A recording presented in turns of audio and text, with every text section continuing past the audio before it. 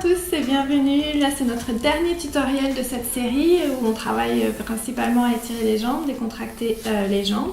Donc pour notre dernier épisode, on va parler d'une position qui s'appelle Janu Sirsasana en sanskrit, qui se fait assise avec une jambe tendue devant et l'autre jambe pliée sur le côté. Alors pour cet exercice, attention, on travaille non seulement à étirer les jambes, un petit peu de force au niveau des cuisses pour toujours maintenir cet équilibre entre force et souplesse. Plus on est stable au niveau des cuisses, plus on va pouvoir étirer l'arrière des jambes. Et l'autre chose très importante, ça va être la position du bassin et la bascule au niveau du bassin pour gagner un petit peu plus en longueur. Donc la position des hanches, quand on est dans cette position, donc on ramène la jambe pliée, souvent on a tendance à avoir la hanche qui part vers l'arrière, le genou qui pointe un peu trop vers l'arrière. Pour éviter ça, parce qu'on veut bien garder les hanches au même niveau, dans un premier temps, on peut travailler à ramener le pied.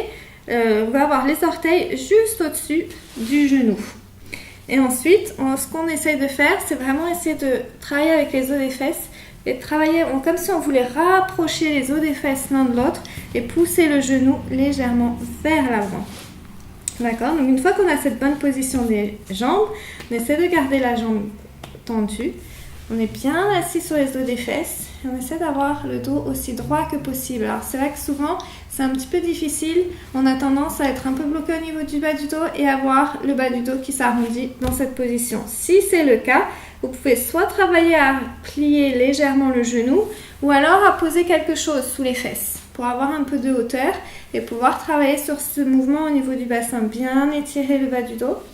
Étirez toujours entre les côtés et les hanches et on commence avec le menton bien rentré, étirer les cervicales. Une fois qu'on est dans cette position, on pousse le genou contre le sol, on active légèrement les cuisses et on s'assure que le pied reste bien aligné, qu'il ne tourne pas sur le côté, vers l'intérieur, mais vraiment pousser le talon vers l'avant et ramener les orteils vers l'arrière. Rien que ça va permettre d'étirer un petit peu plus au niveau des mollets. Et une fois qu'on est là, on peut placer les mains de chaque côté de la jambe, on inspire et à l'expiration, on imagine on fait glisser les os des fesses vers l'arrière. Donc le mouvement il part bien de l'articulation, on fait glisser les fesses vers l'arrière et quand on fait ça, on sent qu'on étire un petit peu plus le bas du dos, on décontracte vraiment cette partie-là qui est souvent très tendue vu qu'on passe beaucoup de temps assis sur des chaises ou en voiture.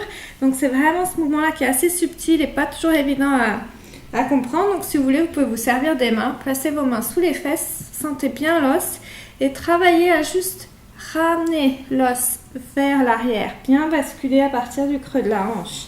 Ça peut être un truc. Et là, on place les mains. Et avec chaque expiration, on pousse bien le sternum vers l'avant, on garde la longueur au niveau du ventre. Et là, si on est à l'aise, on allonge les bras, on allonge et on relâche bien la tête vers le bas. Et là, on se détend. Quand on est dans la position, attention, le genou, il aura tendance à remonter. Il faut bien être conscient de ça et travailler à pousser le genou en direction du sol, contracter la cuisse un petit peu. Et on imagine, on pousse la tête du fémur vers l'arrière. Donc, il y a cette motion où la cuisse va remonter vers l'arrière, mais en même temps, le talon, il va pousser vers l'avant. Donc, c'est toujours ces deux mouvements opposés qui vont se créer pour pouvoir créer l'équilibre dans la position et pouvoir se détendre tranquillement dans la position.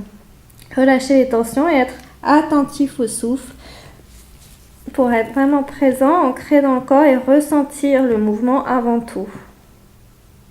Et de là, on inspire et on remonte doucement.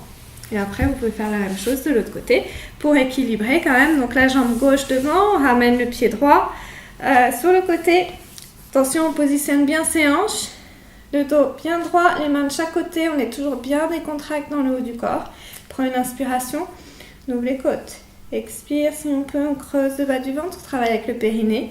Et là, on pousse, on fait glisser les fesses vers l'arrière, c'est un peu de sens. On pousse bien le talon vers l'avant, ferme dans la cuisse et on relâche les mains là où on peut. On n'a pas besoin d'aller très loin, on relâche la tête. On décontracte bien les cervicales.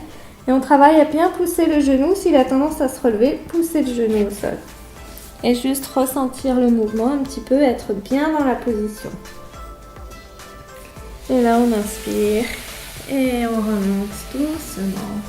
Et voilà, c'était notre 7e épisode de cette série. Et je vous retrouve dans le prochain épisode pour combiner tout ce qu'on a vu et le mettre dans une petite séquence fluide pour vraiment décontracter les jambes et le bas du dos. Voilà, merci beaucoup, à bientôt.